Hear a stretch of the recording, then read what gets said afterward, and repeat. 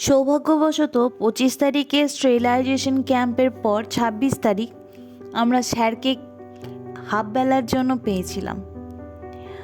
26 তারিখে যে কেসগুলি আমরা হ্যান্ডেল করেছিলাম সেগুলির মধ্যে বেশ কিছু কেস খুবই সিরিয়াস ছিল। আরও খুশির খবর যে সেই সব কটা সিরিয়াস কেসের বাচ্চাগুলি এখন সম্পূর্ণ ভালো আছে। এই কদিন তারা আমাদের এই অবজারভেশনে ছিল। যেমন এই বাচ্চাটির আইবলে লোমের গ্রোথ হচ্ছিল। সাময়িকভাবে তাকে স্বস্তি দেওয়ার মতো ট্রিটমেন্ট আমরা করেছি। চেষ্টা করব পুজোর পরে তার বাকি ট্রিটমেন্টটুকু করার।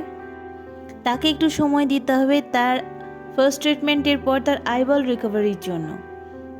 ভালো ব্যাপার, সে এখন অনেকটাই ভালো আছে। পরবর্তী ট্রিটমেন্টের আপডেট অবশ্যই আপনাদেরকে জানাবো। তারপরের কেসটি ছিল একটি রেস্কিউ বেড়ালের স্টেরিলাইজেশন, সেও ভালো আছে। তার এখনও মেডিসিন চলছে। আমাদেরই এক গ্রুপ সদস্য নূরদির তত্ত্বাবধানে সে আছে এবং ভালো আছে। তারপরের একটি কেস আছে যেটি খুবই সিরিয়াস ছিল। বাস স্ট্যান্ডের এই কুকুরটির কোমরে আঘাত লেগেছিল বেশ কয়েক মাস আগে। বাসের অ্যাক্সিডেন্টের কারণে সে ফুল বডি প্যারালাইজড হয়ে যায়। আমরা দীর্ঘদিন ধরে তার ট্রিটমেন্ট করি এবং তাকে সুস্থ করে তুলি।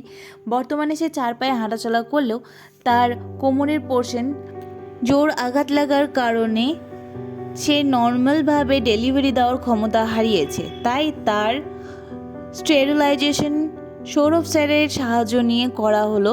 বর্তমানে সে আমাদের তত্ত্বাবধানেই আছে এবং খুব ভালো আছে। এইবারে স্টেরিলাইজেশন ক্যাম্পের প্রত্যেকটা বাচ্চাই ভালো আছে, তাদের এখনও মেডিসিন চলছে। আপনাদের আশীর্বাদ এবং ভালোবাসা নিয়েই যেন এইভাবে আমরা অসহায় অবলাদের জন্য কাজ করে যেতে পারি, এটাই প্রার্থনা। ধন্যবাদ আপনাদের।